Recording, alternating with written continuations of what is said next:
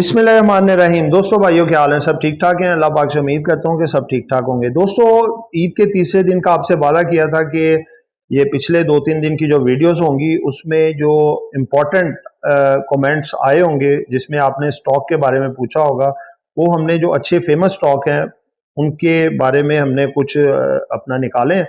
तो वो नाम के साथ हम बताएंगे साथ साथ कि उसका क्या आगे स्कोप हो सकता है उस स्टॉक का।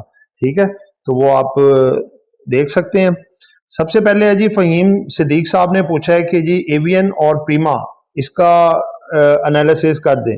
देखिए एवियन जो है टेक्नोलॉजी सेक्टर का है और ये प्योरली एक्सपोर्ट ओरिएंटेड कंपनी है, यानी कि इस कंपनी के फंडामेंटल भी अच्छे हैं, स्ट्रॉन्ग हैं और ये कंपनी का आगे स्कोप भी है और बजट बेनिफिशियरी कंपनी भी है, क्योंकि टेक्नोलॉजी सेक्टर पे टैक्स वगैरह भी रेटेड बिल्कुल ज़ीरो है, इस पे कोई नहीं लगा और ये कंपनी आगे बढ़ भी सकती है।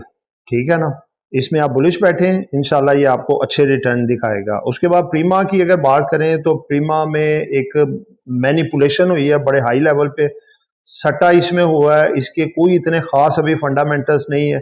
ये देखें 12-13 रुपए से इसको इस वहां पे माल जमा किया गया, उसके बाद इसको मैनिपुलेट करके उठाया गया और 94 तक इसको लगाया और वहां पे बड़ी मिकदार में जो बड़े प्लेयर ने इसको चलाया था उसने अपनी क्वांटिटी निकाल दी है।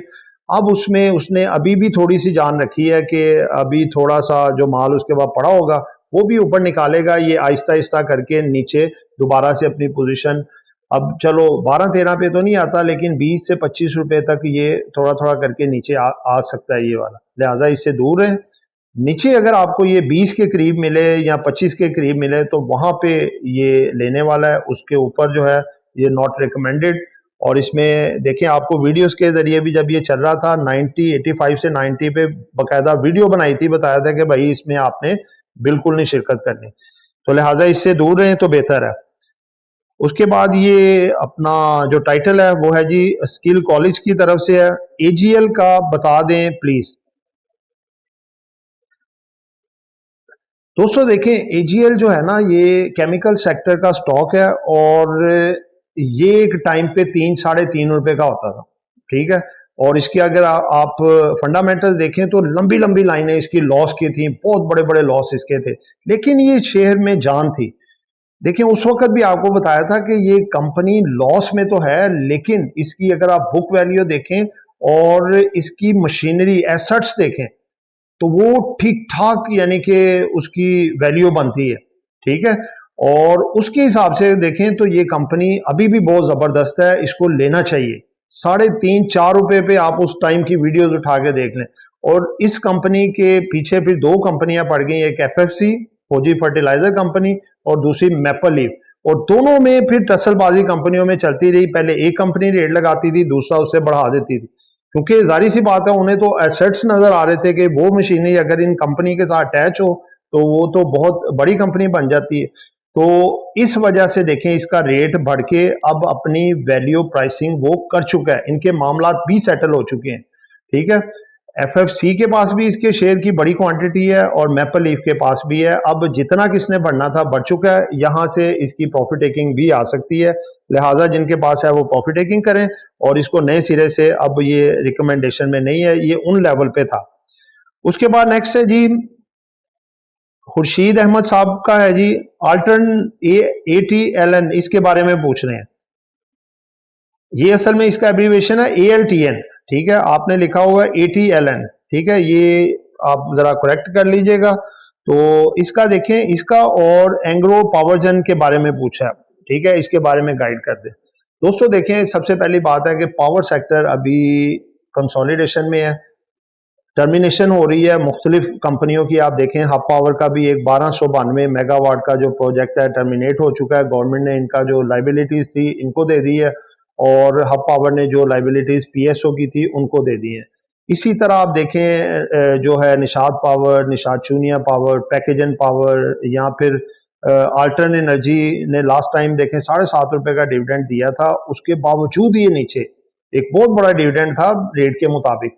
उसकी क्या वजह थी कि आगे फ्यूचर नहीं है इनका। ठीक है, आगे फ्यूचर नहीं है, कंपनियां टर्मिनेट होने जा रही हैं, तो इस वजह से पावर सेक्टर से अभी कुछ देर अवॉइड करें। सिर्फ एक सेक्टर है इसमें, हब पावर कंपनी, जो BYD के साथ इसके कॉन्ट्रैक्ट्स हैं, जो आगे बेहतर हो सकती है, और एक छोटी कंपनी है कैल। इसके अलावा अभी थोड़ा इससे एहतियात करें तो वो बेहतर है। उसके बाद जी अल्ताफ साबिर साहब ने पूछा जी sir Lucky Cement and System का एनालिसिस कर दें। देखें, लकी सीमेंट और सिस्टम दोनों वेरी मच स्ट्रॉन्ग शेयर है। इनमें long term, short term, day के हिसाब से आप काम कर सकते हैं। ठीक है, रिस्क फ्री स्टॉक्स हैं, जिन लेवल पे खड़े हैं ये भी रिस्क फ्री हैं। दोनों सेपरेट होके नीचे आए हैं। लकी 1700 से 350 पे हुआ था और सिस्टम 550 से 110 पे। ये लेवल्स पे भी ये लेने वाले हैं। यहाँ पे इसके माल को एक्यूमुलेट करना चाहिए और ये आपको बड़े अच्छे रिटर्न आगे देके जा सकते हैं। उसके बाद फैसल फिरोज साहब ने पूछा है जी अल शहीर कॉरपोरेशन ASC रैली बना सकता है। दोस्तों, सबसे पहली तो बात है कंपनी की मैनेजमेंट पहले तो अच्छी होनी चाहिए ना, जो कि उसकी मैनेजमेंट को अच्छी तरह चलाए और कंपनी में नई इस्लाहात करे, रिफॉर्म्स लेके आए। तो ASC की बहुत ठंडी और लगा लें बड़ी वर्स्ट मैनेजमेंट है। ये कंपनी चलाना मेरे ख्याल में इनके बस का काम नहीं है। ये कंपनी का तो देखने में आया, जब ये शेयर बढ़ता है तो कंपनी खुद शेयर बेचने बैठ जाती है, तो वो कंपनी कैसे चलेगी। और फंडामेंटली वीक, लॉस में है, इससे दूर रहें तो बेहतर है। सट्टे वाली कंपनी है और इसमें कुछ भी नहीं। आगे नेक्स्ट है जी रऊफ अमजद साहब ने पूछा है sir I love your analysis, आपकी मारी ATRL, MEBL और KSBP की कॉल्स से बहुत बड़े बड़े प्रॉफिट्स उठाए हुए हैं। कोई और ऐसा शेयर बताएं जो ईद के बाद अच्छा प्रॉफिट दे जाए। बहुत शुक्रिया आपका जी, आपने हमारी वीडियोस देखे और आप मोहब्बत करते हैं, और हमारी भी कोशिश होती है कि हम बेलौस होके, सिंसियर होके आप तमाम दोस्तों के लिए बगैर किसी लालच के वो तमाम स्टॉक, वो तमाम एनालिसिस, वो वीडियोस लेके हैं जिसमें आप दोस्तों को फायदा हो। क्योंकि हमारा देखें एक चीज पे बिलीव है कि अगर हम सिंसियर होके अपने दोस्तों को फायदा पहुंचाएंगे तो अल्लाह पाक की जात हमारे लिए आसानियां पैदा करेगी और हमारे लिए खुद ब खुद जो है वो पैसा जो है हमें रिस्क मिलेगा, रिस्क हलाल मिलेगा। तो हमारी कोशिश यही होती है कि छोटे इन्वेस्टर हो, बड़े हो या उससे भी बड़े हो, सबके लिए उनकी वर्थ के मुताबिक उनको बताया जाए, गाइड किया जाए, और ताकि वो फायदा उठा सकें। तो दोस्तों, इस वक्त जो है ना ये आपके लिए 2-3 स्टॉक मैं बताता हूं। जैसे KSBP है, इसमें स्टिल अभी चाम है, ये काफी बेहतर हो सकता है। सिस्टम लिमिटेड काफी आगे बेहतर हो सकता है। मारी एनर्जीज आगे अच्छी बूस्ट दे सकता है। ठीक है, उसके बाद ऑयल एंड गैस में जो है सर्कुलर डेट के हवाले से PPL, मारी, SNGP, SIGC, इन चीजों को आप होल्ड रखें। इंशाल्लाह आगे आपको आने वाले 6 महीनों में बहुत अच्छे रिटर्न देके जाएंगे। ठीक है राउत साहब, दुआओं में याद रखिएगा।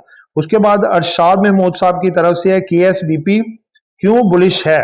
दोस्तों, इसके बारे में बताया था कि ये एक जापान की कंपनी है और ये बहुत हैवी जो है ये पंप्स वगैरह और मोटर इंजीनियरिंग में इनके वर्क्स हैं, और कुछ इस तरह के रूमर है, मार्केट में खबरें हैं कि गवर्नमेंट टू गवर्नमेंट जो है कुछ पंप्स वगैरह के, कुछ इस तरह की मशीनरी के कुछ ठेके मिलने जा रहे हैं, यानी कि कुछ बड़े ऑर्डर मिलने जा रहे हैं इस कंपनी को, और इस कंपनी के आगे प्रॉफिट्स में काफी बड़ा इजाफा हो सकता है। इस वजह से ये बुलिश है और ये 300, 350 तक भी जा सकती है कंपनी। सिर्फ ये करेक्शन है छोटी सी, थोड़ा सा वेट करें, उसके बाद ये काफी बुलिश हो जाएगी।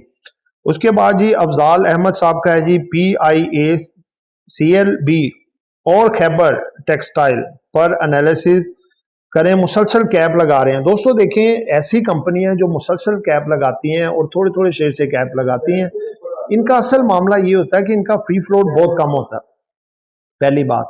और कोई भी बड़ा प्लेयर थोड़े फ्री फ्लोट को बड़ी आसानी से सारी क्वांटिटी अपने होल्ड में करता है। ठीक है, जब वो क्वांटिटी, मेजर क्वांटिटी उसकी होल्ड कर लेता है, अब देखें जब वो उसको उठाएगा तो ज्यादा बेनिफिट किसको मिलेगा, उसको जिसने इसकी ज्यादा क्वांटिटी होल्ड की है। तो उसको फिर वो कैप पे कैप लगाता है, क्योंकि उसके पास तो ज्यादा शेयर है, वो थोड़े थोड़े शेयर छोड़ता है कैप पे, दूसरों को देता है और कैप पे कैप चलता है। और ये दोनों खैबर टेक्सटाइल और PIA होल्डिंग जो B कंपनी है, इनके साथ यही मामला हुआ है। और ये स्टॉक जैसे ही ऊपर जाते हैं, जिस स्पीड से, उसी स्पीड से नीचे आ जाते हैं। तो इस ऐसे स्टॉक में एंट्री नहीं लेनी चाहिए, क्योंकि अगर आप कोई ऊपर वाले लेवल पे फंस गए तो निकलना मुश्किल हो जाएगा। आप देखें जैसे PIA 40,000 के करीब शेयर चला गया। किसी दिन अगर 5 शेयर में काम हुआ है, किसी दिन 10 शेयर में, किसी दिन 20 शेयर। अब जब इसको लॉक लगने शुरू हुए हैं, आपने अगर खुदा न खास्ता 100-200 शेयर इसके ले लिए तो डेली का फ्लोर लगेगा, देखें 3200 रुपया नीचे आ रहा है, 3500 नीचे आ रहा है, तो क्या होगा कि आपको ठीक ठाक किस्म के लॉस होंगे और वो शेयर बहुत ज्यादा नीचे आ जाता है और आपका बिक ही नहीं पाता माल। इसलिए ऐसी चीजों से एहतियात करें। सिर्फ ये ना देखें कि कैप पे कैप लग रहा है, हमें कितना फायदा हो रहा है, ये उससे डबल नुकसान दे जाता है। उसके बाद दोस्तों तसव्वुर इकबाल साहब ने पूछा है जी कि सर मारी एनर्जीज का एनालिसिस। भाईजान मारी एनर्जीज काफी बुलिश है, ऑयल एंड गैस के हिसाब से ये टॉप कंपनी आती है। इसका जो कैपिटल भी आपने देखा ओजीडीसी से भी ऊपर चला गया था, अभी थोड़ा सा नीचे है 900। ये बोनस शेयर देने के बाद इसने अपना हाई लगाया और बहुत जल्द ये उसको क्रॉस करने जा रहा है, क्योंकि इसकी जो डिस्कवरीज के हवाले से मटेरियल इंफॉर्मेशन काफी जमा हो गई है, उसको प्राइस इसने करना है। और इसके अलावा जो नए प्रोजेक्ट सिक्योर किए हैं इसने, वो भी 15 से ऊपर है। इसकी जो अदर कंपनी सब्सिडी इसने बनाई है माइनिंग में और साथ आईटी टेक्नोलॉजी में, उसमें भी इसकी वर्किंग भरपूर चल रही है और इसके भी प्रॉफिट्स अगले आने वाले रिजल्टों में शामिल होने जा रहे हैं। तो ये कंपनी में काफी बुलिश बैठे हैं। ये इसका लेवल है जहां पे ये कंसोलिडेट है और बहुत माल जमा हो रहा है। ये इसमें यकदम तेजी आएगी, फिर आपसे ये पकड़ा नहीं जाना है।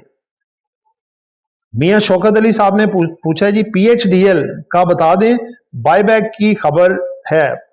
दोस्तों इसमें बायबैक की खबर नहीं है, ये कंपनी डीलिस्ट हो गई है। ठीक है, डीलिस्ट हो गई है। अब जो कंपनी की मैनेजमेंट है उसने फैसला करना है कि किस रेट के हिसाब से उनके शेयर होल्डर को पैसा दिया जाएगा। ये पैसा ही बैक मिलेगा, ये बायबैक वाला कोई नहीं है इसमें मामला। ये आउट हो गई है, कंपनी सस्पेंड हो गई है, खत्म हो गई है। अब इनके शेयर होल्डर को पैसा ही मिलेगा। उसके बाद जी लास्ट कमेंट है जी आमिर रफीक साहब हैं। 1.61 की एवरेज के WTL और 11.60 की एवरेज के EHCL खरीदे हुए हैं, कब तक ये रेट आ सकता है? तो दोस्तों WTL तो अपना आमिर रफीक साहब WTL जो है ये देखें आज यानी कि ईद से पहले इसने थर्सडे को तकरीबन 147 लगाया, 149 भी लगाया, इसमें बुलिश मोमेंटम क्रिएट हुआ है। ये आपका बहुत जल्द रेट आ जाएगा नीचे, इसको थोड़ा सा एवरेज करना चाहिए। 2 रुपए से 2 रुपए 10 पैसे तक इसका काफी बड़ा सेलर है। अगर ये इस लेवल को सस्टेन कर जाता है तो फिर ये 3.5 से 5 रुपए तक भी जा सकता है। जो आपका ये रेट है 1 रुपए 61 पैसे, ये तो आपको बहुत जल्द ये ईद के बाद का जो वीक है उसी में दिखा सकता है। और दूसरे नंबर पे AHCL है, ये असल में ये भी स्प्लिट होके नीचे आया है, ये भी रेट आपको बहुत जल्द मिल जाएगा। जी दोस्तों उसके बाद है जी अपना समी अहमद साहब, इस वक्त लॉन्ग टर्म इन्वेस्टमेंट के लिए कौन सा शेयर अच्छा है? दोस्तों लॉन्ग टर्म इन्वेस्टमेंट के लिए सबसे तो पहली बात है वो शेयर रखा करें जो डिविडेंड बेस होते हैं। फौजी फर्टिलाइजर कंपनी बेहतर है, ईफर्ट बेहतर है, बैंक्स में जो है अपना मिजान बेहतर है, उसके बाद MCB बेहतर है, HBL बेहतर है। मारी एनर्जीज को लॉन्ग टर्म रख सकते हैं। ठीक है, इस तरह की जो डिविडेंड बेस्ड कंपनियां होती हैं वो लॉन्ग टर्म बेहतर होती हैं, साथ साथ डिविडेंड भी देती रहती हैं, साथ साथ ग्रोथ भी होती रहती है। उसके बाद इमरान अली खान का है जी KSBP का एनालिसिस कर दें। ये मैंने दूसरे भी एक दोस्त का वो KSB का टोटल बताया था, आप वीडियो में थोड़ा पीछे करके देख सकते हैं। उसके बाद जमील साहब हैं, जमील तानूली साहब, मैं आपका चैनल काफ़ी देर से फॉलो कर रहा हूं, आपका एनालिसिस ज़बरदस्त है, वेव्स ऐप का एनालिसिस कर दें। दोस्तों वेव्स ऐप कंपनी जो है ना, ये पुरानी वेव सिंगर पाकिस्तान है। देखें वेव जो कंपनी थी, वेव सिंगर, इसने अपनी एक सब्सिडरी कंपनी बनाई है वेव ऐप। ठीक है, जो इसका इलेक्ट्रिक गुड्स का काम था उसने ये वेव ऐप को कन्वर्ट कर दिया और जो वेव कंपनी है वो एक रियल स्टेट में चली गई है, जो कि लाहौर में अपार्टमेंट्स बना रही है। चिल्ड्रन हॉस्पिटल रोड पे काफ़ी बड़ी इनकी लैंड है, वहाँ पे जो फ्लैट्स बना रही है उसमें काफ़ी यानी कि बड़ी इन्वेस्टमेंट भी है और वो प्रोजेक्ट भी बड़ा है। वेव भी बेहतर हो जाएगी। और वेव एप्स वो लाहौर से सेटअप ले गए हैं सुंदर शरीफ, वहाँ पे जाके उन्होंने सेटअप सारा रेडी कर लिया है, इनकी वर्किंग भी स्टार्ट हो गई है। इसमें माल जमा हुआ है काफ़ी ठीक ठाक बड़े प्लेयर्स की तरफ, और इसकी रैली अब ये स्टार्ट होनी है। तो ऑलमोस्ट ये अगर कोई 4-6 महीने आप रख लें तो आपका ये रेट डबल हो जाएगा, इन्वेस्टमेंट डबल हो सकती है। ठीक है, शर्त है कि आप इसको रखें और मुल्क के और बैरूनी थोड़ी इन्वायरमेंट भी बेहतर रहे, यानी कि कोई नेगेटिव ऐसी बड़ी खबर ना हो। उसके बाद है जी चौधरी उस्मान जाहिद साहब ने पूछा जी BBFL पर रोशनी डालें।